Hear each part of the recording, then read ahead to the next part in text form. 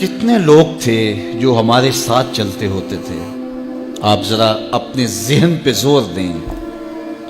بچپن کے دوست، کلاس فیلوز، کاروباری ساتھی، گلی محلے کے لوگ، رشتہ دار، اعزاء و اقربا، آباء و اجداد، اور کتنے لوگ آپ کے مخالفین، معاندین، یہ ساری فہرست ذہن میں لائیں تو ایک دم خیال پڑتا ہے فلاں بھی چلا گیا، فلاں بھی چلا گیا. کوئی سال کے بعد اچانک کوئی بات یاد آتی ہے تو یاد آ جاتا ہے، کوئی 6 ماہ کے بعد یاد آتا ہے. کئی ایسے لوگ ہیں کہ سال ہا سال بعد یاد، ہاں وہ بھی ہوتا تھا. مٹی کا رزق بن گئے، قصہ پارینہ بن گئے. کہانی تو اتنی سی ہے نا، جو اکڑ اکڑ کے چلتے تھے آج وہ مٹی کا رزق بن گئے ہیں.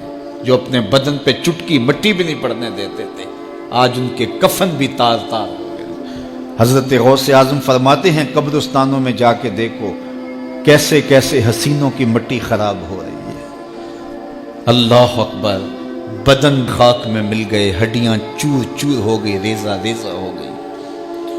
قبروں کے نشان بھی مٹ گئے، کتبے بھی ٹوٹ گئے. مٹ گیا مشتاق دل سے رنگے یاد رفتگاں. پھول مہنگے ہو گئے، قبریں پرانی. کون کسی کو یاد کرتا ہے؟ اور اسی طرح ہم مل کے مٹی کا رزق بننے والے ہیں، لیکن کوئی ایسا کام چھوڑ جائیں گے، اپنے رب سے جڑ جائیں گے، اپنے رب کے بندوں سے جڑ جائیں گے، رسول کریم کے دامن کو تھام لیں گے تو پھر موت بھی مرنے نہیں دے گی. پھر سر خرو اور سر بلند ہوں گے، پھر عزتوں کے تاج سروں پہ رکھے جائیں گے، وقار کی مسند پہ بٹھائے جائیں گے. فقیر نام تنا دا باؤ، قبر جنا دی جیوے ہو.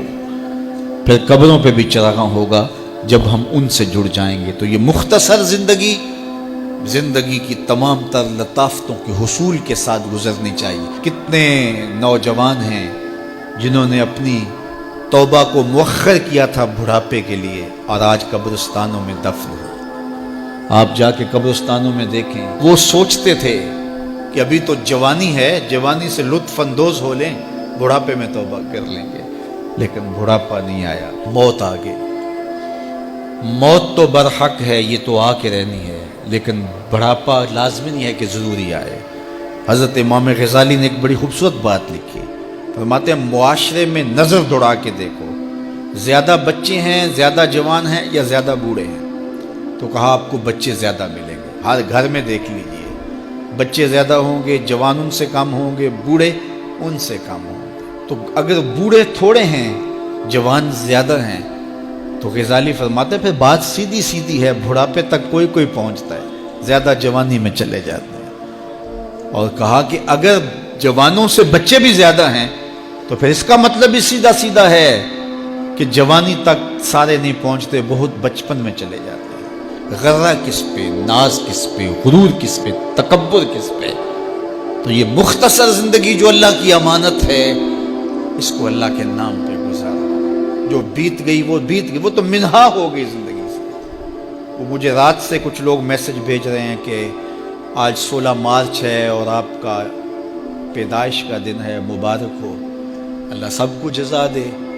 لیکن میں آج اپنی چھوٹی بیٹی کو بھی کہہ رہا تھا، وہ مجھے بولی کہ ابو آپ کو مبارک ہو. تو میں نے کہا کہ آپ ہاتھ اٹھا کے اللہ کی بارگاہ میں دعا کرو کہ اللہ آپ کے باپ کے 46 سال کے گناہ معاف کر دے. یہ تو زندگی گزر گئی ہے، 46 سال میرے ہاتھ سے نکل گئے ہیں. میں الٹا بھی لٹک جاؤں تو یہ میرے ہاتھ نہیں آ سکتے. اگر میں نے اچھے گزارے ہیں تو مجھے مبارک ہو اگر قبول ہو گئے ہیں، اور اگر اچھے نہیں گزرے تو مجھے توبہ کرنی چاہیے. زندگی کی کوتاہیوں سے توبہ کرنی چاہیے. ہم سمجھتے ہیں ہم بڑے ہو رہے ہیں، حقیقت میں ہم چھوٹے ہو رہے ہیں. ہم اپنی زندگی کے اہداف طے کریں، زندگی کے مقاصد طے کریں. ساری زندگی اس کے گرد سفر کرنی چاہیے. کئی لوگ ساری زندگی گزار دیتے ہیں، ان کو ساری زندگی راستے نہیں ملتا کہ جانا کدھر ہے. وہ کیوں؟ وَأَضَلُّ السَّبِيلَ.